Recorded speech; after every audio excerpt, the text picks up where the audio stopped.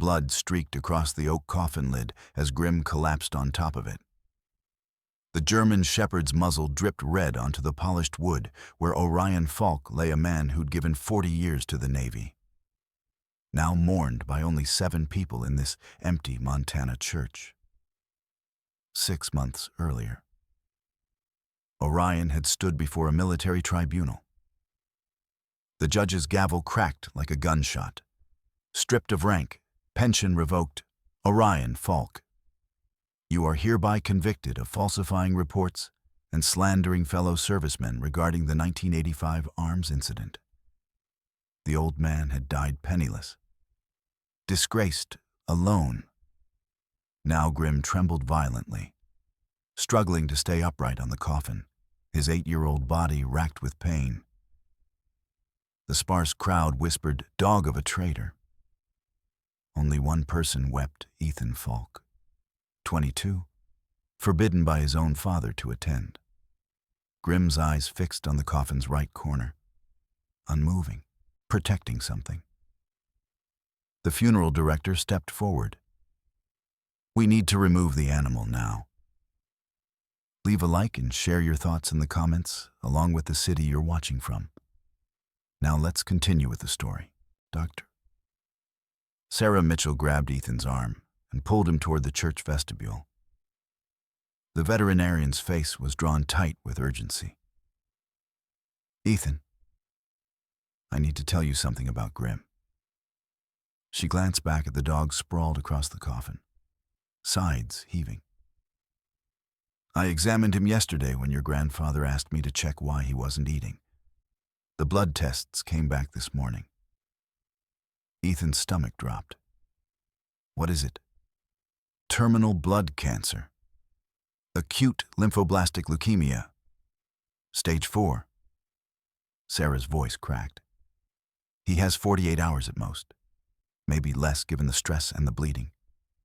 He should be on IV fluids right now, but he won't leave." Ethan stared at Grimm through the doorway. The dog's amber eyes remained locked on that same spot on the coffin, tail twitching slightly whenever anyone approached. "Your grandfather refused euthanasia." Sarah continued. "Last week, when I recommended it to end Grimm's suffering, Orion said no. He told me." She paused, choosing her words carefully. "He said Grimm had saved his life 3 times in Afghanistan, that he owed the dog a chance to complete his final mission." "What mission?" Ethan whispered. Before Sarah could answer, the church doors banged open. A man in an expensive charcoal suit strode in, his shoes clicking sharply against the stone floor. David Falk hadn't changed much in the years since Ethan had last seen him. Same hard jawline, same cold blue eyes that never quite met anyone's gaze. "Dad." Ethan stepped forward. "You came." David didn't embrace his son. He barely glanced at the coffin. "When does this end? I have a flight back to San Francisco at 8.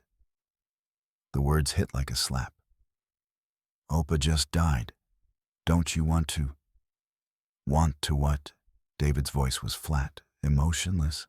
"Pay respects to a man who destroyed his own reputation, who chose conspiracy theories over family. He was your father. He was a stranger who raised me." David finally looked at Ethan, and something flickered in his expression. Not grief, but something harder. "You're young. You don't understand what he did. Accusing decorated officers of arms trafficking, getting court-martialed. He brought shame on this family. You haven't visited him in 20 years, Ethan said, fists clenching. He died alone in that trailer, and you didn't even call.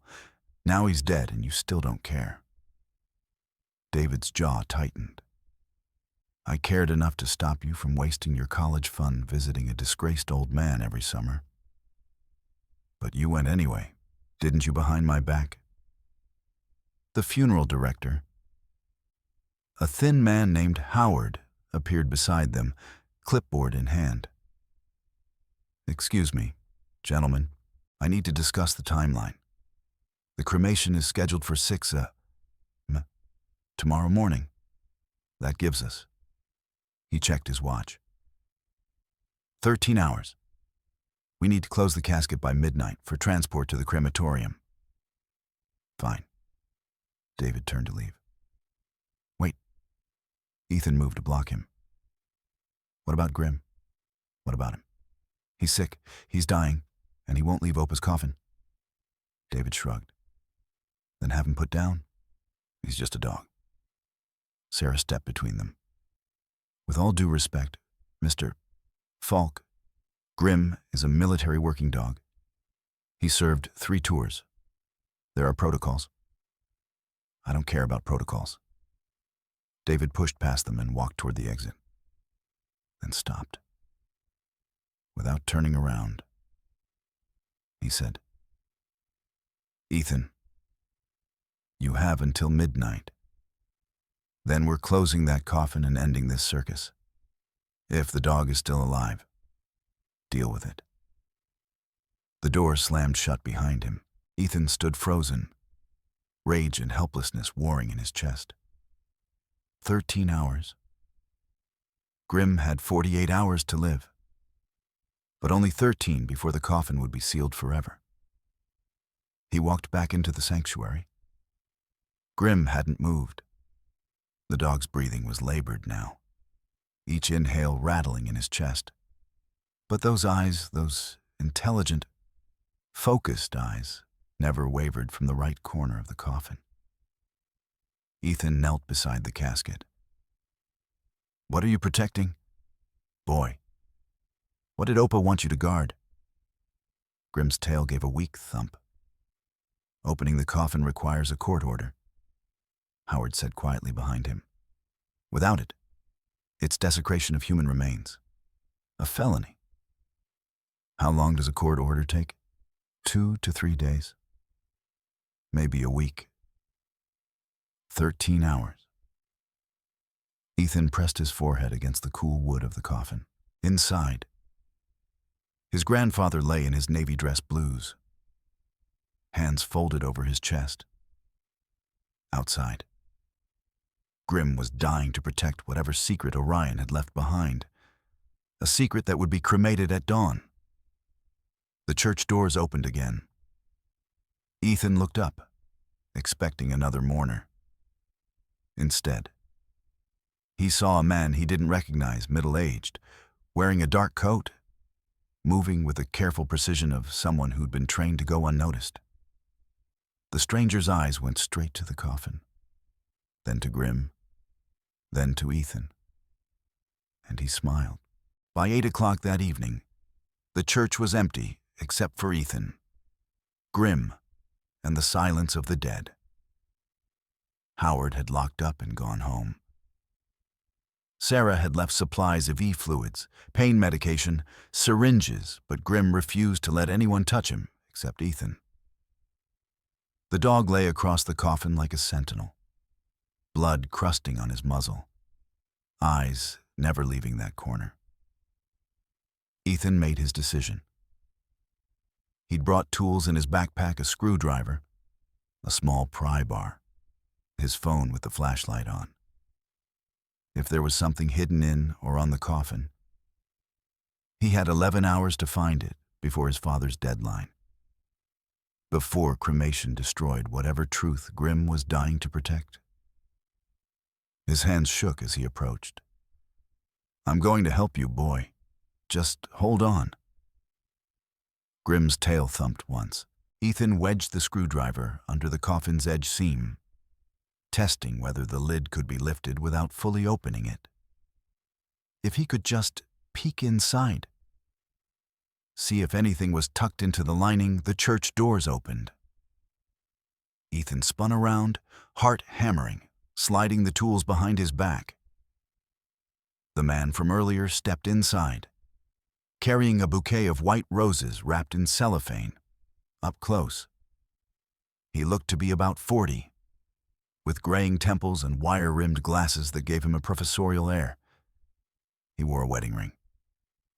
"I'm sorry," the man said, his voice gentle. "I didn't mean to startle you." The doors were unlocked. The funeral home closed hours ago. Ethan didn't move from the coffin.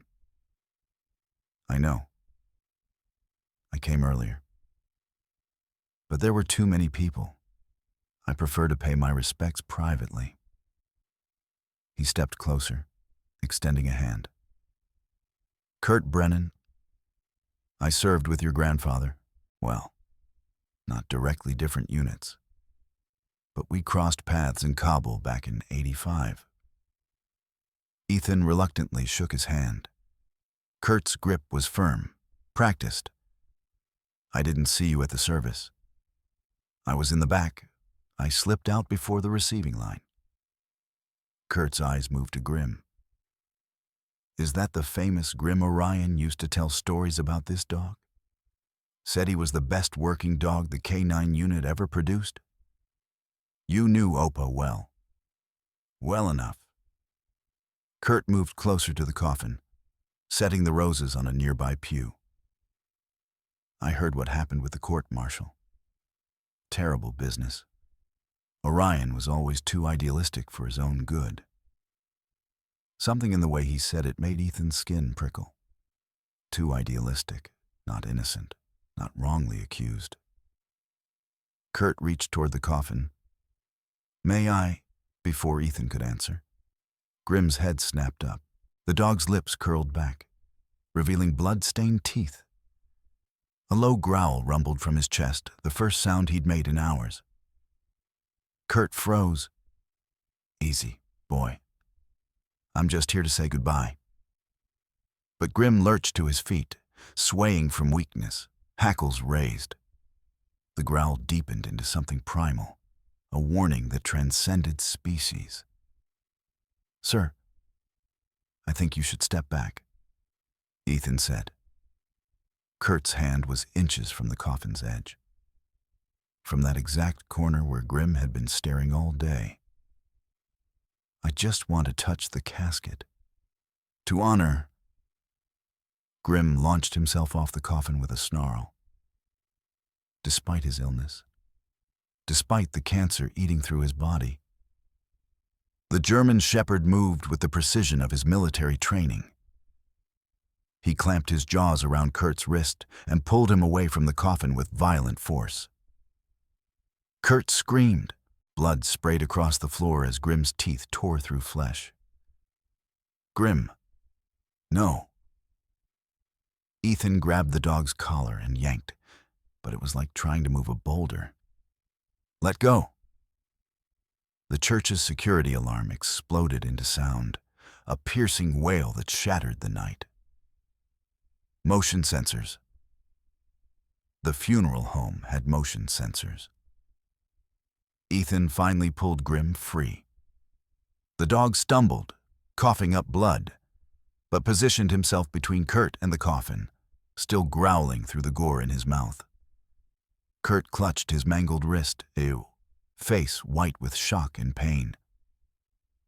"He attacked me. That animal attacked me." The screwdriver fell from Ethan's jacket pocket, clattering across the stone floor. Kurt's eyes locked onto it.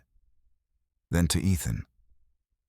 Understanding dawned on his face, followed by something calculating. Sirens wailed in the distance, growing closer. "You were trying to open it," Kurt said. "You were trying to desecrate your own grandfather's coffin." "No. I came to pay respects, found you breaking into the casket. When I tried to stop you, your dog attacked me." The church doors burst open. 2 police officers rushed in, hands on their weapons, taking in the scene. Blood pooled on the floor. Kurt bleeding profusely. Ethan standing over an open backpack full of tools. Grim snarling with fresh blood dripping from his jaws. "Freeze, step away from the dog." "Officers, thank God." Kurt gasped, cradling his wrist. This young man was attempting to break into his grandfather's coffin. When I confronted him, The dog attacked me. I need medical attention. I think I'm going into shock. That's not true. Ethan's voice cracked. He was trying to... Son, put your hands where we can see them. He's lying. He was reaching for something on the coffin. And Grim only attacks when... The second officer grabbed Ethan's arm, spinning him around. Cold metal clicked around his wrists. Handcuffs. Ethan Falk, you're under arrest for attempted desecration of human remains and failure to control a dangerous animal. You have the right to remain silent. No, you don't understand, there's something hidden. But the officer was already reading him his Miranda rights. Through it all, Grim stood guard over the coffin, sides heaving, blood mixing with foam at his mouth. The dog's eyes found Ethan's as they dragged him toward the door. In those amber depths, Ethan saw not accusation, but apology. Grim had failed to protect the secret. And now Ethan was being taken away, leaving the coffin and whatever truth it held alone with Kurt Brennan. As the church doors closed behind him, Ethan caught one last glimpse through the window. Kurt was on his phone, talking rapidly despite his injury, his eyes never leaving that right corner of the coffin. The corner Grim had died protecting. The corner Kurt had been reaching for all along. The holding cell at Riverside Police Station smelled of disinfectant and despair. Ethan sat on the metal bench, head in his hands, watching the clock on the wall tick toward 9:30 p.m. 8.5 hours until cremation. The arrest had taken 40 minutes, processing another 30. Now he was stuck behind bars while Grim, dying, bleeding, alone, guarded a coffin that Kurt Brennan could access freely. The door to the cell block opened. A uniformed officer gestured to Ethan. "You've been bailed out." "What? By who?" "Come with me." Ethan was led to the front desk where an elderly man stood signing paperwork. He was tall, ramrod straight despite his age, with close-cropped white hair and hands that trembled slightly as he wrote. He wore a navy windbreaker over a flannel shirt, and when he turned around, Ethan saw eyes that had seen combat. Master Sergeant Thomas Reed, retired. The old man extended his hand. His grip was iron. "I'm posting your bail. Let's get you out of here." "I don't know you. But I knew your grandfather." Thomas's voice carried the weight of command, softened by grief. "For 40 years. And I know you didn't do what they're accusing you of." 10 minutes later, they sat in Thomas's pickup truck in the police station parking lot. The old man had bought them coffee from a gas station, bitter, scalding. Exactly what Ethan needed. "How did you know I was arrested?" Ethan asked. "Small town, word travels." Thomas sipped his coffee, staring out at the dark Montana sky. "I also knew you'd try something. Orion told me you were the only family member who still believed in him. You were at the funeral. Back row, didn't want to cause a scene. Your father made it clear I wasn't welcome at any family functions after the court-martial." Thomas's jaw tightened. David chose to believe the official story, that his father was a paranoid conspiracy theorist who slandered good men. But you don't believe that. I know it's not true. Thomas pulled a worn photograph from his wallet and handed it to Ethan. 3 young men in desert fatigues stood beside a German Shepherd puppy.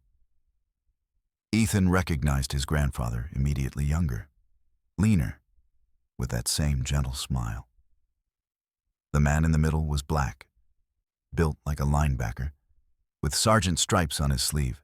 The third was Thomas, barely 30, grinning at the camera. "Afghanistan, 1985. Thomas said. Your grandfather, me, and Lieutenant Marcus Webb. Marcus was our platoon leader. Best officer I ever served under. What happened to him? Thomas was quiet for a long moment. When he spoke, his voice was thick. We were running patrol routes outside Kabul. Marcus found something he wasn't supposed to find: American weapons in a Taliban cache. Not stolen weapons. Weapons that were supposed to have been destroyed in an official decommissioning. But there they were, brand new, still in factory wrapping, with serial numbers matching a shipment that our own supply officer had logged as incinerated. Ethan's coffee had gone cold in his hands. Someone was selling them. Not someone. Multiple someones. Officers. High-ranking. Thomas's hands gripped the steering wheel. Marcus started documenting everything. Serial numbers, dates, witness statements. He was building a case. And then, 3 weeks later, during what should have been a routine patrol, Marcus took a sniper round through the chest. They killed him. Made it look like enemy action, but Marcus knew. Before he died, he gave Grim to your grandfather. Grim was Marcus's dog, trained for explosives detection. Marcus said, take care of him and find the truth. The pieces were falling into place. So Opa spent 30 years investigating. He used Marcus's insurance payout to fund it. Military working dogs are insured for substantial amounts. When Marcus died, the money was designated for Grim's care. Your grandfather used some for the dog, but most of it went toward hiring investigators, getting documents, tracking down witnesses who disappeared into civilian life. Thomas turned to face Ethan. 2 months ago, Orion called me. Said he finally had enough evidence. Names, bank transfers, recorded conversations. He was going to present it to military prosecutors. But they arrested him instead.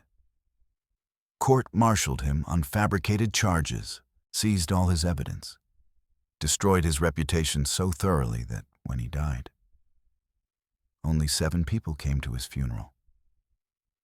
Thomas's voice cracked. I should have fought harder for him. Should have stood up in that courtroom and told them who Orion Falk really was. It's not too late. Ethan leaned forward. There's something in or on that coffin. Something Grim has been protecting all day. That's why Kurt tried to get to it. That's why Grim attacked. Kurt Brennan. Thomas's eyes narrowed. The man who filed the police report. He claimed he was Opa's friend, but Grim knew better. Thomas started the engine. We need to get back to that church, now. They'll arrest me again if I go near the coffin. Not if we do it legally. I have a military lawyer friend in Helena owed me a favor from Desert Storm. She can file an emergency petition to delay cremation pending investigation of potential evidence tampering. Thomas checked his watch. It's 9:45. If she files electronically tonight, we can get a court order by 6 Hope, fragile and desperate, bloomed in Ethan's chest. That's exactly when the cremation is scheduled. Then we'll be cutting it close. Thomas pulled out of the parking lot. But first, we're going to that church. I want to see this Kurt Brennan with my own eyes. They drove in silence for several minutes. Then Ethan said quietly, Opa told me something 3 months ago. He said if anything happened to him, I should trust Grim. That the dog would show me the truth. Grim has been protecting that secret since Marcus died. Thomas's voice was reverent. For 39 years, he's been loyal to a man who's been gone longer than most dogs live. That's not just training. That's love. They pulled up to St. Michael's Church. The building was dark except for a single light in the sanctuary. Thomas killed the engine. They sat watching. Through the tall stained glass windows, they could see a silhouette moving near the coffin. Kurt Brennan hadn't left. He was still there, circling the casket like a vulture. "Something's wrong," Thomas murmured. If he just wanted to pay respects, he would have left hours ago. Ethan reached for the door handle. Thomas grabbed his arm. "Wait, look." Kurt pulled something from his jacket. Even from the parking lot, they could see it clearly in the light from his phone. A crowbar. They burst through the church doors to find Kurt backing away from the coffin, crowbar clattering to the floor. Grim stood atop the casket, barely able to stay upright, teeth bared in a weak snarl. Blood pooled beneath the dog's paws. "Step away from the coffin," Thomas commanded, his voice carrying decades of military authority. Kurt raised his hands, his bandaged wrist still seeping red through the gauze. I was just checking. With a crowbar." Ethan moved toward Grim, who was swaying dangerously. "You were trying to pry it open." "Call the police," Thomas said, pulling out his phone. But Kurt's expression shifted.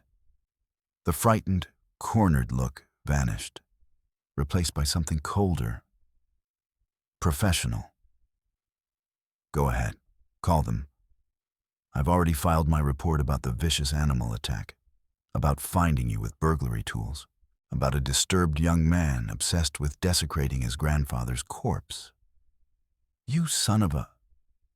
"The difference is," Kurt continued, "my story is already in the system. Yours sounds like a conspiracy theory." He smiled. "Just like your grandfather's stories." Thomas stepped forward, and despite his 75 years, there was violence in his posture. "Who are you really?" Kurt studied them both, then seemed to make a decision. "Fine. You want the truth?" He reached into his jacket slowly, carefully, and pulled out a leather wallet, flipped it open to reveal a badge. Federal Bureau of Investigation. Ethan's world tilted. "Special Agent Kurt Brennan," he said. "I've been investigating Orion Falk for 6 months." "That's impossible," Thomas breathed. "Is it? Think about it. Master Sergeant Reed, a disgraced soldier with a 30-year obsession, $500,000 that appeared in his account in 1986, right after Lieutenant Webb died. Connections to arms dealers in Kabul." Kurt's voice was measured, factual. Orion Falk wasn't a whistleblower. He was a criminal trying to cover his tracks. "You're lying." But Ethan heard the tremor in his own voice. Kurt pulled a tablet from his briefcase and swiped through files. He held it up, showing them a photograph. Young Orion Falk standing beside a table covered in weapons, shaking hands with a man in expensive Middle Eastern dress. Kabul, 1985. 3 weeks before Marcus Webb died. That's Dmitry Volkov, a Russian arms broker. The serial numbers on those weapons match the ones Webb found in the Taliban cache. Thomas stared at the photo. Face ashen. "This has to be doctored. It's from the CIA's archive. Declassified last year." Kurt swiped to another image. Bank statements. $500,000 wired to an account under Orion Falk's Social Security number. Origin, a shell company in the Cayman Islands, traced back to Volkov. "The insurance money," Ethan said desperately. "That was Marcus's insurance payout for Grim." "Is that what Orion told you?" Kurt's expression was almost pitying. Military working dog insurance policies max out at $50,000, not $500,000. He showed another document. This is the actual insurance claim. $50,000 paid to Marcus Webb's estate. His sister received it. It went to her children's college fund. The church seemed to spin around Ethan. Marcus Webb was a good officer. Kurt continued. When he discovered Orion was selling American weapons to the enemy, he confronted him. That confrontation got him killed, not by Taliban snipers, by Orion Falk. No, Thomas's voice was barely a whisper. I knew Orion. He wouldn't. You knew who he wanted you to think he was. Kurt closed the tablet. For 30 years, Orion maintained his cover story, the grieving friend seeking justice. But what he was really doing was eliminating evidence. Witnesses from Afghanistan, 6 of them died in the past decade. Car accidents, heart attacks, one apparent suicide.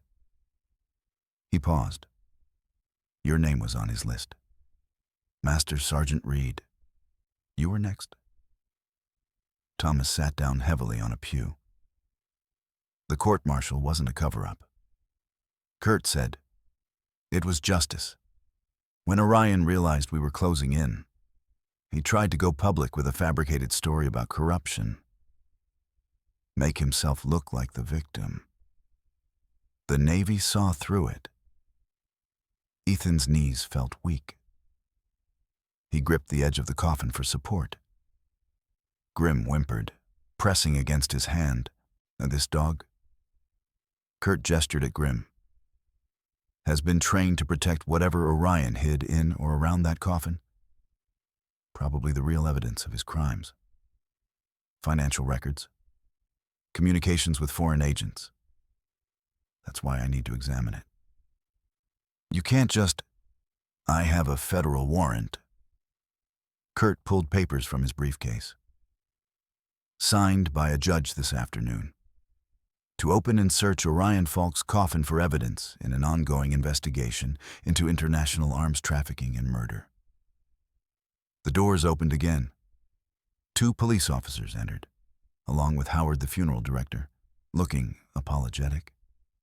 And behind them, pale and shaking, came David Falk. Dad. Ethan's voice cracked. David wouldn't meet his eyes. The FBI called me, explained everything, about Opa, about what he really did. You believe them. I always knew something was wrong. David's words were hollow. A man doesn't get court-martialed for telling the truth. I tried to protect you from this. Ethan tried to keep you away from him. Mr. Falk has consented to the search, Kurt said. As next of kin, his permission supersedes any objections. Thomas stood, face twisted with emotion. Orion was my friend. For 40 years. Then, I'm sorry, Kurt said, and he almost sounded sincere. But friendship doesn't change facts. The officers moved forward. Howard produced keys to unlock the coffin's seal. Ethan wanted to scream, to fight, to do something. But what could he say? What argument did he have against photographs, bank statements, federal warrants? They opened the coffin. Orion lay in his navy dress blues, hands folded across his chest. His face was peaceful, carefully prepared by Howard's mortuary work. In his fingers, he held a small framed photograph. Howard carefully removed it. The frame was old, the photo faded. Young Orion, young Marcus Webb, and a German Shepherd puppy. The same photo Thomas had shown Ethan. But when Howard turned it over, there was writing on the back. Not the message Thomas had described. Different words, in Orion's handwriting. Marcus, I'm sorry. Forgive me. Oh, F. I'm sorry. Forgive me. Not a promise to seek justice. A confession Thomas made a sound like he'd been punched. They searched the rest of the coffin. The lining. The vest pockets under the body. The pillow, every inch, nothing. No USB, no hidden evidence, no proof of innocence, just a dead man and an apology. Kurt closed the coffin gently. I'm sorry you had to see this. Both of you. He looked at Grim, still standing guard despite barely being able to breathe. Even the dog was fooled. Orion trained him to protect a lie. The church was silent except for Grim's labored breathing. Thomas walked out without a word, shoulders slumped like a defeated soldier. David followed, pausing only to say, "Come on, Ethan. Let's go home." But Ethan couldn't move. He stared at his grandfather's coffin, at the message that damned everything he'd believed. Grim collapsed beside him, blood spreading across the floor. The dog looked up at Ethan with those amber eyes, and in them was something that looked heartbreakingly like shame. As if Grim knew. As if the dog finally understood that everything he'd protected, everything he'd been loyal to for 39 years, had been a lie. Ethan knelt in the blood, put his hand on Grim's head, and felt the first true despair of his young life settle into his bones. His grandfather was a murderer. The hero was a villain. And the truth was uglier than any conspiracy. Doctor? Sarah Mitchell arrived 20 minutes later with her medical bag and a syringe filled with pale blue liquid. I came as soon as I heard. She knelt beside Grim, pressing her stethoscope to his chest. Her face confirmed what Ethan already knew. His heart rate is dangerously low. He's lost too much blood, even with transfusions. Just do it. Ethan's voice was flat, emptied of everything. Put him to sleep. Sarah looked up, surprised. Are you sure? I thought. There's nothing left to protect, no secret, no evidence, just an old dog dying for a lie. He couldn't meet Grim's eyes. Don't let him suffer anymore. Sarah prepared the injection with practiced efficiency. But before she could administer it, David spoke from the doorway. Wait. Everyone turned. David stood silhouetted against the church entrance, something clutched in his hands. Papers. Old. Yellowed documents. There's something you need to know first. David's voice was strange, tight, controlled, like he was holding back something enormous. Something I've kept buried for 20 years. Dad, please, not now. Especially now. David walked toward them, and Ethan saw his father's hands were shaking. Agent Brennan said Orion wasn't who we thought he was. He's right, but not in the way he thinks. He held up the papers. These are adoption records from 1975. Saigon Orphanage. Fall of Saigon Evacuation. Ethan stared. What? I'm not Orion's biological son. The words came out like broken glass. He found me in a refugee camp. I was 3 years old. No parents, no name, half American, half Vietnamese.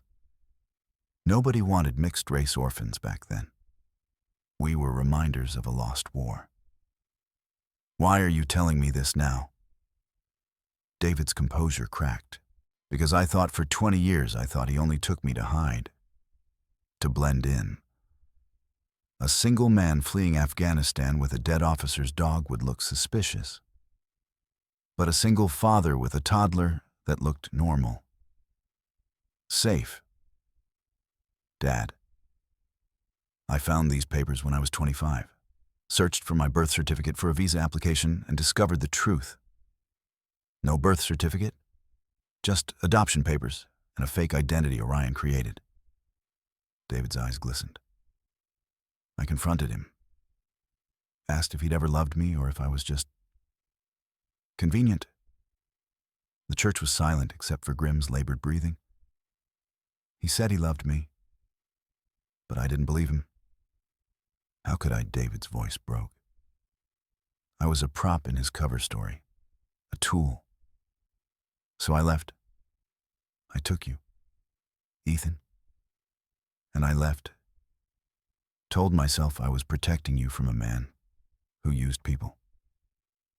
He unfolded one of the papers with trembling fingers. But tonight, going through the rest of his possessions for the cremation, I found this. A letter. Written to me. Dated last month. He must have known he was dying. David's voice shook as he read, David, if you're reading this, I'm gone. I know you think I adopted you because I needed cover to get out of Afghanistan. That's what I told myself too, at first. A scared 28-year-old kid running from something bigger than he could handle. You were supposed to be camouflage. But you smiled at me on the airplane. This tiny, frightened boy who'd lost everything. And you smiled. And I realized I wasn't saving you. You were saving me. I never told you about the nightmares. The guilt. Marcus dying because I wasn't fast enough. Smart enough. Brave enough to protect him.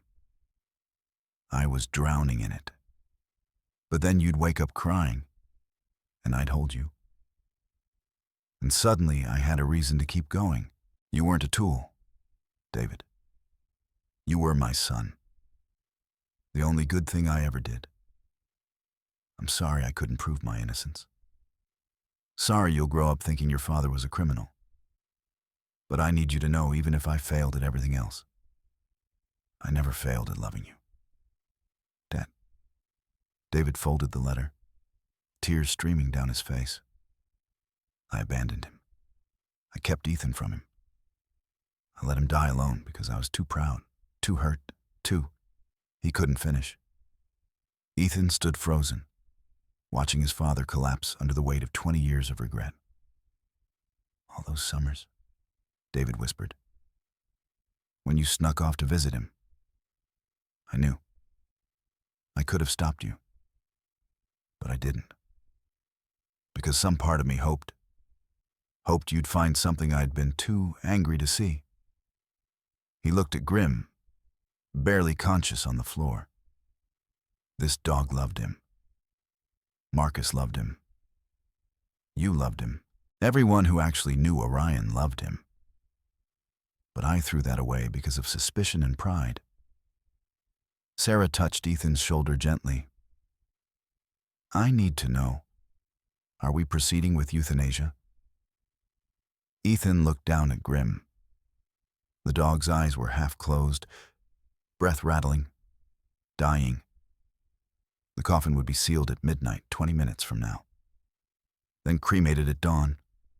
Whatever truth existed would burn with Orion's body. Unless... Grim, Ethan whispered, kneeling beside the dog. I don't know if Oppo was innocent or guilty. I don't know if there's really evidence or if this is all just grief and conspiracy. But you do, don't you? Grim's eyes flickered open. You've been guarding that coffin for 12 hours, bleeding, dying, suffering, not because you're trained, but because you loved him. Ethan's vision blurred. So I'm asking, is there something there? Something worth dying for? The dog's tail moved, just barely. A single, deliberate thump against the stone floor. Ethan looked at the coffin, at the clock, at Sarah's syringe. Dad, he said quietly, you have authority as next of kin. You could override the FBI's search, demand a second examination. They already searched it. There was nothing. They searched inside, not outside. Ethan's mind raced. Grim kept staring at the right corner, not down into the coffin, at the corner itself. What if what? David's voice was desperate. grasping for hope. What if we're looking in the wrong place? Howard, who'd been silent this whole time, cleared his throat. The coffin is custom-made, double-walled oak with a sealed inner chamber for preservation. But the construction...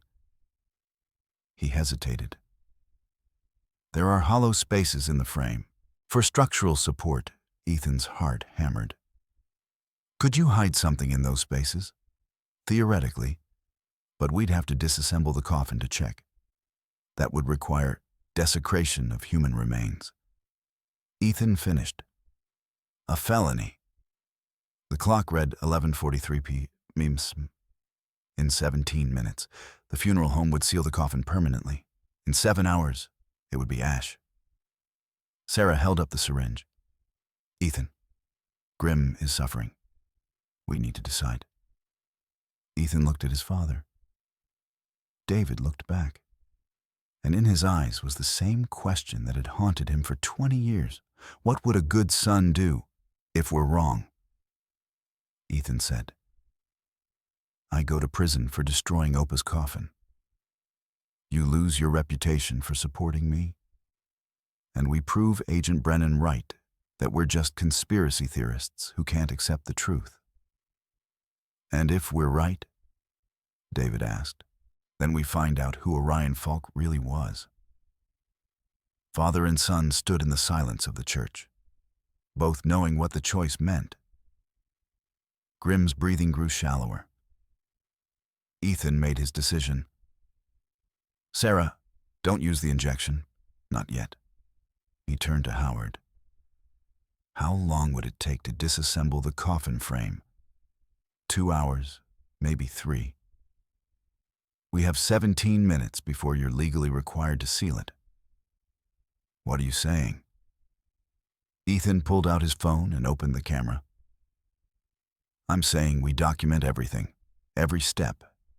If there's nothing there, I'll confess to desecration and accept the consequences.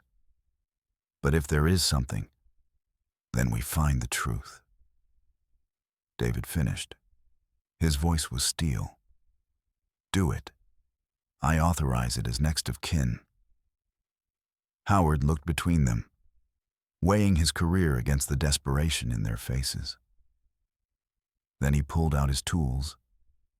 God help us all, he muttered, and began removing the outer casing of the coffin. Grim's tail thumped once more against the stone, and his eyes met Ethan's with something that looked heartbreakingly like gratitude. Howard's screwdriver bit into the coffin's ornate corner molding at 11:47 p.m. The frame is held together by brass fittings disguised as decorative elements, he explained, working with the careful precision of a craftsman. If there's a hollow compartment, it would be here in the corner posts where structural and aesthetic design intersect. Ethan filmed everything on his phone while David stood watch at the door. Grim lay nearby, each breath a struggle, but his eyes remained fixed on Howard's hands. The first corner piece came free. Solid wood. Nothing hidden. 11:52 p.m. 3 more corners, Howard said, moving to the coffin's left side. Sarah knelt beside Grim, checking his vitals. His pulse is barely palpable. I don't know how he's still conscious. Sheer will, David murmured, watching the dog. Just like his owner. The second corner yielded nothing. 11:56 p.m. Ethan's hands shook as he held the camera. 4 minutes until the legal sealing deadline. After midnight, what they were doing shifted from questionable to criminal. Howard could lose his license. David could face charges for authorizing desecration. Ethan could go to prison. And for what? A dying dog's instinct, a grieving grandson's desperate hope. The third corner post came loose in Howard's hands. Empty. One more, Howard said. But his voice carried doubt now.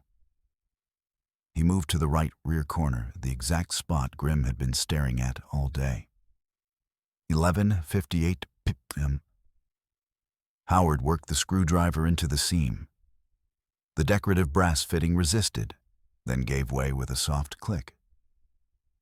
He pulled the corner post free and something fell out. A small object, wrapped in waterproof canvas, bounced once on the floor and rolled to Grimm's paws. Everyone froze. Grimm lifted his head, placed one paw on the object, and looked at Ethan.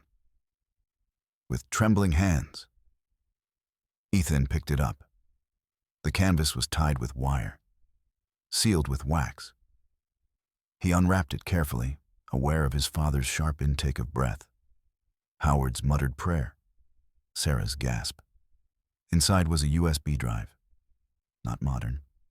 Old, the kind from the mid-2000s. Bulky and outdated, but preserved perfectly in its waterproof wrapping. "Oh my God," David whispered. 11:59 p.m. "We need to see what's on it," Ethan said, pulling out his laptop. "Wait." David grabbed his arm. "If this is real evidence of what Orion claimed, arms trafficking, murder, corruption, then we're in danger. The people responsible, if they're still alive, still in power." He glanced toward the church doors. "Agent Brennan searched this coffin, but he didn't find this, which means either he's incompetent or he knew what he was looking for and wanted to make sure we never found it." Ethan finished. Sarah stood. "I'm calling the police. Real police, not FBI. Local sheriff. Someone who—" The church lights went out. Complete darkness swallowed them. The backup emergency lights should have kicked in immediately. They didn't. "The breaker box," Howard whispered. "Someone cut the power." In the darkness, Ethan heard its footsteps. Multiple people. Moving through the church with the practiced quiet of professionals. "They're already here," David breathed. Grimm growled a sound that should have been fierce, but came out as a weak rasp. The dog tried to stand. Failed. Tried again. On his third attempt, he managed to get his front legs under him, positioning himself between Ethan and the approaching footsteps, even dying, even broken. The dog stood guard, and in that moment, Ethan remembered something. 3 months ago, his last visit with Orion. The old man had been teaching him to play chess on the porch of his trailer while Grimm dozed at their feet.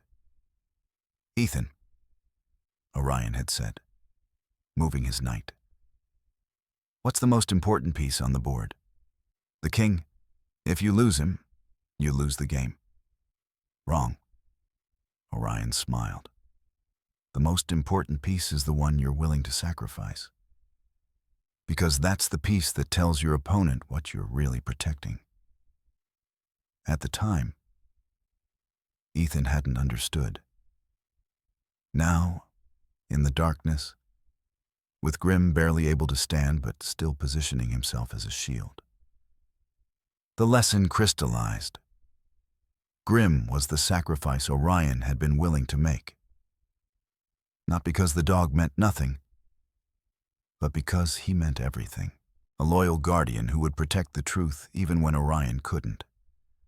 And if Orion had been willing to sacrifice what he loved most, then the truth on this USB drive was worth dying for. Ethan's fear transformed into something harder. Determination. "Dad," he whispered. "Do you still have your phone?" "Yes."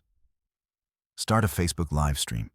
Right now. Make it public. Maximum visibility." "What?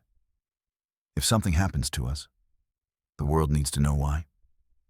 Ethan clutched the USB drive. "Howard, is there a back exit?" "Through the sacristy." "But, Sarah, can you get Grimm out that way?" "In the darkness?" Sarah's voice was steady despite the fear in it. "I can carry him." "Then go, all of you. Get to Sarah's clinic. Lock the doors. Don't open them for anyone except the sheriff. What about you? David asked. Ethan opened his laptop. The screen's glow illuminating their faces in harsh blue light. I'm going to upload this. Stream the contents live. Whatever's on this drive, whoever's in this church right now, they'll have to go through me to stop it. Ethan, no. Dad, you spent 20 years thinking Opa didn't love you. You were wrong. But I've spent 22 years knowing you love me. So trust me now. Get out. Protect Grim. Let me protect the truth. The footsteps were closer now. Deliberate, unhurried. The confidence of people who had done this before. David's hand gripped Ethan's shoulder. I'm not leaving you. Yes, you are. Because if both of us die, who tells our story? A flashlight beam cut through the darkness, sweeping across the pews. Go, Ethan hissed. Now. Sarah scooped up Grim. The dog whimpered, but didn't resist. Howard grabbed David's arm, pulling him toward the sacristy door. David paused at the threshold, looking back at his son. In his eyes was the same terrible choice Orion must have faced 39 years ago: run or fight, survive or stand for something bigger than survival. I love you, David said. I know. That's why you're leaving. They disappeared into the darkness. Ethan turned back to his laptop, fingers flying across the keyboard. The USB drive clicked into the port. Files appeared on screen, dozens of them. Video files, audio recordings, scanned documents. The flashlight beam found him. Step away from the computer. Kurt Brennan's voice, no longer gentle or apologetic, just cold. Authoritative. That drive is federal evidence in an ongoing investigation. You're interfering with... I'm uploading it to every platform I have. Ethan interrupted, clicking frantically. YouTube, Facebook, Twitter, cloud backup, email lists. In about 30 seconds. Whatever you're trying to hide will be everywhere. You don't understand what you're doing. I understand perfectly. Ethan looked up into the flashlight's glare. Unable to see Kurt's face, but hearing the footsteps of others closing in around him. My grandfather died protecting this. Grim nearly died protecting this. I'm not letting it disappear. The upload bar crept across the screen, 40%. Last chance, Kurt said. Cancel the upload. Hand over the drive. Walk away. 50%. Or what? Ethan's finger hovered over the enter key. You shoot me in a church in front of witnesses while I'm live streaming. 60%. Kurt's silhouette shifted, and in the reflected glow of the laptop screen, Ethan saw what he was reaching for. A gun. I'm truly sorry it came to this, Kurt said softly. You seem like a good kid. 70%. Ethan's heart hammered against his ribs. He thought of his father, probably just reaching the clinic, of Grim, dying but safe, of Orion, who'd spent 39 years waiting for this moment. 80%. The thing is, Ethan said, surprised by the steadiness in his own voice, I'm not just uploading files. I'm uploading the truth. And you can't kill truth with a bullet. Someone will see it. Someone will investigate. No one will believe it. Kurt's gun rose. Conspiracy theories die with their believers. 90%. Ethan's finger pressed enter. The upload completed. And in the fraction of a second before Kurt could pull the trigger, the church's front doors exploded inward with a crash that shook the walls. Thomas Reed stood in the doorway, flanked by 6 Montana State Police officers, weapons drawn. "Nobody move," the lead officer shouted. Kurt's gun wavered. In the chaos of overlapping flashlight beams and shouted commands, Ethan saw the calculation flash across the FBI agent's face: surrender or escalate. "I'm federal law enforcement," Kurt called out, slowly lowering his weapon. "Special Agent Kurt Brennan, FBI. This civilian interfered with an official investigation and—" "Shut up," Thomas said flatly. He held up his phone, screen glowing. "I've been watching the live stream. So have about 10,000 other people in the last 90 seconds. We all just saw you pull a gun on an unarmed 22-year-old.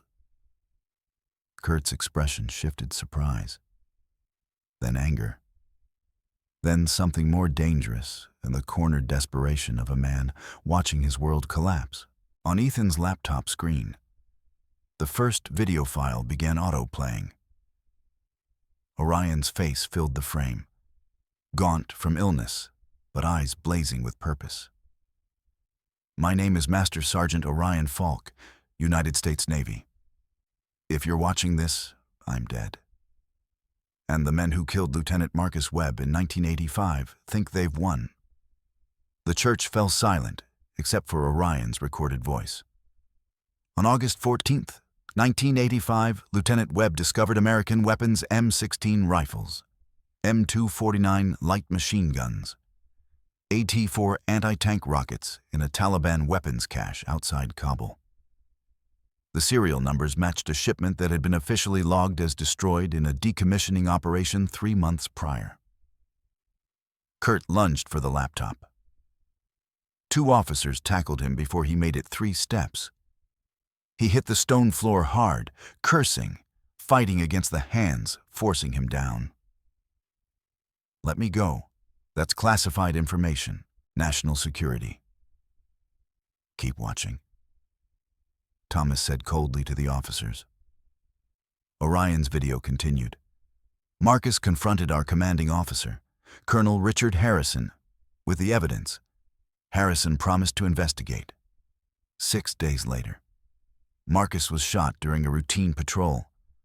The official report said, 'enemy sniper.' But I was there. The shot came from behind our lines." The video cut to a different angle. Orion holding up documents. "This is the ballistics report the Army buried. The bullet that killed Marcus was American-made, fired from an M24 sniper rifle. Only our unit carried those weapons." Kurt stopped struggling. The color drained from his face as he stared at the screen. Harrison had 15 officers under his command. All of them were making money from weapons sales to Taliban warlords through a Russian intermediary named Dmitry Volkov. Marcus's investigation threatened to expose them all. So they killed him and made it look like combat. Orion's hands trembled as he held up a photograph. Young Kurt Brennan in military fatigues, standing beside Colonel Harrison. Lieutenant Kurt Brennan was Harrison's logistics officer. He arranged the shipments, falsified the destruction records, and after Marcus died, he helped create the cover story. "That's a lie," Kurt shouted from the floor. "I was cleared in 3 separate investigations. Investigations led by men who were part of the conspiracy." Orion's recorded voice interrupted, as if anticipating the objection. "I have their names, their bank records, communications with Volkov. 39 years of evidence." The video switched to scanned documents, bank transfers, shipping manifests, decoded communications, page after page scrolling past, each one damning. "I tried to expose this in 2024. They court-martialed me instead. Destroyed my reputation, made sure no one would believe me." Orion leaned closer to the camera. "But I didn't spend 39 years collecting evidence just to let it die with me. Marcus trusted me with his dog, his partner, his family. I failed to protect Marcus. I won't fail to protect the truth. The video ended. The church was silent except for Kurt's ragged breathing and the distant wail of sirens, more police arriving.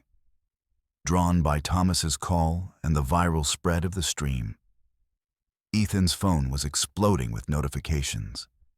The video had been shared 4,000 times, 8,000, 12,000, growing exponentially as people around the world woke up to see an old man's final testimony. "You don't understand," Kurt said, voice breaking. He'd stopped fighting, lying limp between the officers holding him down. "We were trying to win a war. Sometimes that requires moral compromises, working with local warlords, using their distribution networks. You sold weapons to the Taliban," Thomas said, each word like a hammer strike. "You murdered a United States officer. You framed an innocent man and let him die in disgrace." "I was following orders. Harrison said it was sanctioned. That the CIA don't." Thomas's voice dropped to something deadly quiet. "Don't you dare hide behind duty. I served 40 years. I know the difference between following orders and choosing evil." The lead state trooper, a woman with captain's bars, stepped forward. "Kurt Brennan, you're under arrest for obstruction of justice, threatening a civilian with a deadly weapon, and about 15 other charges we'll sort out at the station. Federal immunity doesn't cover attempted murder." As they hauled Kurt to his feet, he locked eyes with Ethan. "You just made yourself a target. There are 14 other names on that list. Men with power, resources. They'll come for you, for your father, for everyone who—" "Let them come," Ethan said. His voice didn't shake. "The whole world is watching now." Kurt laughed, a bitter, broken sound. "You think viral videos stop bullets. You think—" The sacristy door burst open. Sarah ran in, eyes wild, Grim limp in her arms. "He's crashing," she shouted. "No pulse I need." She laid the dog on the floor. Grim's eyes were closed, tongue lolling, chest still. "No, no, no." Ethan dropped beside them. "Not now. Not after." Sarah began chest compressions, counting under her breath. 1, 2, 3. "He was fine 2 minutes ago," David said, right behind her. Face stricken. "We got outside and he just collapsed." "He held on as long as he could," Sarah said between compressions. 15, 16, 17, his body just gave out. "Ethan, I need you to breathe into his nose when I say." Ethan positioned himself at Grim's head, hands shaking. "Now." He breathed into the dog's nostrils. Once. Twice. Sarah compressed again. "Come on, Grim. Don't you dare give up. Your job isn't finished." Around them, police secured the scene. Thomas was on the phone, talking rapidly about federal prosecutors and protective custody. Kurt was being led away in handcuffs, still ranting about orders and necessity and national security. But Ethan saw none of it. His entire world had narrowed to the dog lying motionless before him. "Again," Sarah ordered. Ethan breathed. Sarah compressed. "Nothing. He's gone," Sarah whispered, hands stilling. "Ethan, I'm sorry." Grim's chest heaved, a single, gasping breath. Then another. The dog's eyes fluttered open, unfocused and glazed, but alive. His gaze found Ethan. "Oh, thank God," Ethan sobbed, pressing his forehead to Grim's. "Thank God." "He's not out of danger," Sarah warned, pulling out her stethoscope. "His heart rhythm is severely compromised. We need to get him to emergency veterinary surgery immediately." There's a specialist clinic in Billings 2 hours away. But I don't know if he'll survive the trip. He will, David said firmly. He knelt beside his son, one hand on Ethan's shoulder, the other gently stroking Grim's head. He's not done yet. Are you, soldier? Grim's tail moved, barely. But it moved. Thomas appeared above them, phone pressed to his chest. Federal prosecutors are on their way from Helena. They want you in protective custody until they can secure the other suspects. All 3 of you. After we save Grim, Ethan said. Son, I don't think you understand. Kurt was right about one thing: the men on that list are dangerous. Former colonels, current senators, defense contractors. When they find out this evidence is public. A gunshot shattered the stained glass window above the altar. Everyone hit the floor. Another shot, then another. Systematic, calculated, coming from outside. The state police captain screamed into her radio, "Shots fired, repeat. Shots fired at St. Michael's Church, request immediate backup." More glass exploded. Bullets tore through the wooden pews. They're already here, Thomas said grimly, drawing a pistol from his jacket. They must have been monitoring Kurt's communications. Another window exploded, and in the chaos of screaming and gunfire and shattering glass, Ethan looked down at Grim, barely clinging to life, and realized the impossible choice had just become even more impossible. Run for the dog's life and die in the crossfire, or stay and fight, and watch Grim die on the church floor. The next bullet hit 6 inches from Ethan's head, spraying stone fragments across his face. He had 3 seconds to decide. Cover him! Thomas roared, throwing his body over Grim as another volley of bullets ripped through the church. David grabbed Ethan, dragging him behind the stone baptismal font as gunfire tore chunks from the walls. The state police returned fire, their muzzle flashes strobing in the darkness. How many shooters? The captain shouted into her radio. At least 3 professional formation there. The officer's voice cut off as a bullet found his shoulder. He went down hard. Sarah crouched over Grim and Thomas, hands pressed over the dog's chest, trying to shield him from the chaos. We have to move him. He needs surgery now, or... We can't move in this crossfire, David yelled back. Ethan's mind raced. They were pinned down. Grim was dying. The shooters outside had superior position and firepower. In minutes, this would become a massacre. His phone buzzed in his pocket, still streaming, still broadcasting. And then he understood. Captain, Ethan shouted over the gunfire. How many people are watching the live stream? She glanced at her phone, eyes widening. 47,000, trending #1 on... Then they're watching this too, the shooting, the attempted cover-up. Ethan's voice rose, addressing not the church, but the camera. Everyone watching this. We're under attack. The men Orion Falk exposed are trying to silence us. They're shooting at police officers, at civilians, at a dying dog who protected the truth for 39 years. More shots, a pew exploded in splinters. But Ethan kept talking. Phone held high, streaming everything. You're seeing this live attempted murder to protect a conspiracy if we die here. You know who's responsible.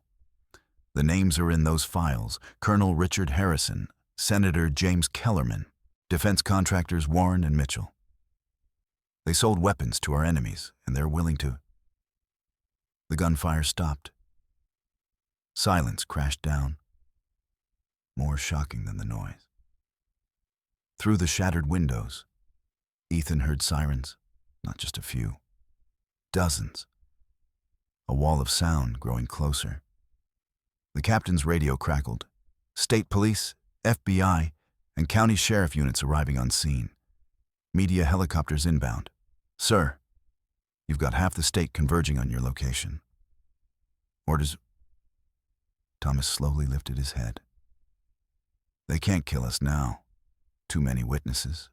Too many cameras. Smart kid, the captain muttered, looking at Ethan with new respect. Then into her radio, secure the perimeter. I want those shooters alive, and get me a medevac helicopter for a critical K-9 casualty. For a dog, sir. For a goddamn American hero, she snapped. Move. 10 minutes later. The church was flooded with law enforcement. The 3 shooters, 2 former military contractors, and a retired colonel were in custody, caught fleeing toward a waiting vehicle. News helicopters circled overhead, their searchlights turning night into day. And Grim lay on a stretcher, Sarah working frantically to stabilize him as a medical helicopter descended onto the church lawn. Heartbeats there but weak, Sarah reported. IV line inserted, oxygen mask over the dog's muzzle. If we get him to Billings in the next hour, maybe we have a chance. Go, Thomas said. I'll handle things here. Ethan climbed into the helicopter beside Sarah and the stretcher. David started to follow, but Thomas caught his arm. David, the prosecutors need your statement. About the adoption records, about Orion. You're the key witness to his character. David looked torn, eyes moving between the helicopter and his father's coffin, still open in the church, surrounded by evidence bags and crime scene tape. Go, Ethan said. Finish what Opa started. I'll take care of Grim. Their eyes met. An understanding passed between them, the recognition that sometimes love means choosing the harder path. David nodded. Bring him home, son. The helicopter lifted off. Ethan watched through the window as Riverside fell away below the church with its shattered windows, the crowd of police and media, his father standing beside Thomas, both of them looking up. Sarah adjusted Grim's IV. Talk to him. Let him hear your voice. It helps. Ethan leaned close to the dog's ear, one hand gently stroking the gray muzzle. You did it, boy. The truth is out. 47,000 people saw it. By morning, it'll be millions. Opa's name will be cleared. Marcus will be honored. And you're going to make it. You have to. Because there are so many people who want to thank you. Grim's eyes opened slightly. In their amber depths, Ethan saw something he'd never quite seen before. Peace. No, Ethan whispered. Don't you dare give up. We're almost there. Just hold on, please. The dog's breathing changed. Slower. Deeper. Sarah's eyes flicked to the heart monitor and her expression crumbled. Ethan. No, he's strong. He's letting go. Sarah's voice broke. His body's shutting down. The cancer, the stress, the blood loss he's held on as long as he possibly could. But now that the mission is complete. The mission isn't complete. He still has to. We still need to. Grim's paw moved, pressing against Ethan's hand. And Ethan understood. The dog had stayed alive for one reason, to protect Orion's truth until someone could carry it forward. That someone was Ethan now. The truth was safe. The mission was complete. Okay, Ethan whispered, tears streaming down his face. Okay, boy, you can rest now. You've earned it. Marcus is waiting for you. And Opa. They're both waiting. He pressed his forehead to Grim's, feeling the dog's breath against his cheek. Thank you. Thank you for being loyal, for being brave, for teaching me what love looks like. Grim's tail moved one last time. Then his breathing stopped. The heart monitor's steady beat became a single, endless tone. Sarah reached for the defibrillator, but Ethan stopped her. "Don't, please. Let him go." She nodded, tears running down her own face, and turned off the monitor. The helicopter flew on through the Montana night, carrying a hero home. By dawn, the world had changed.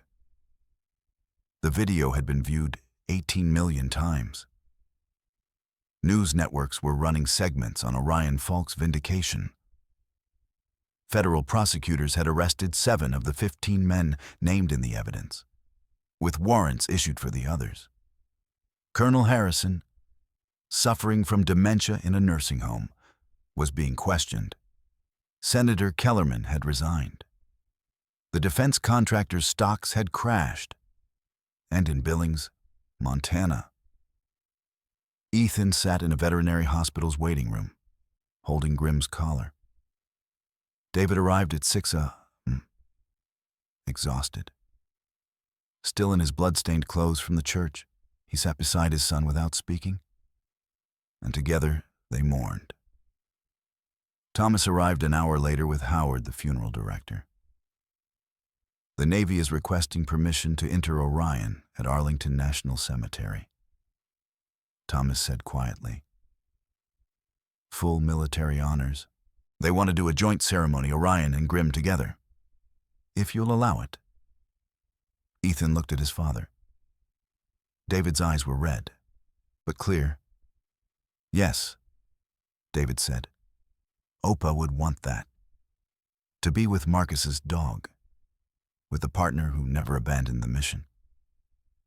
There's something else." Thomas pulled out a letter. This was in Orion's safety deposit box. Instructions to give it to you. "Ethan, if the truth ever came out." Ethan opened it with shaking hands. "Ethan, if you're reading this, then Grimm succeeded where I failed. He protected the evidence. He kept the faith. I'm sorry I couldn't tell you everything when I was alive. I was afraid they'd hurt you to get to me. But I need you to know every summer you visited, every story I told you, every chess game we played, those were the happiest moments of my life.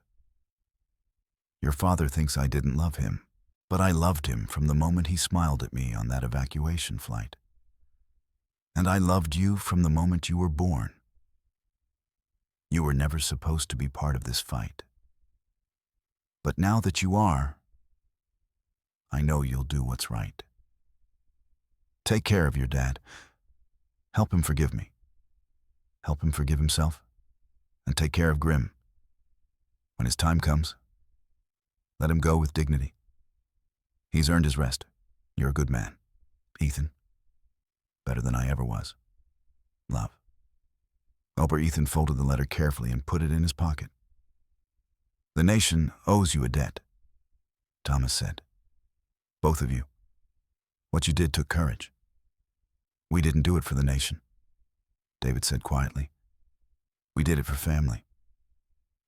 Outside, the sun rose over Montana, painting the sky in shades of gold and crimson in Arlington, Virginia.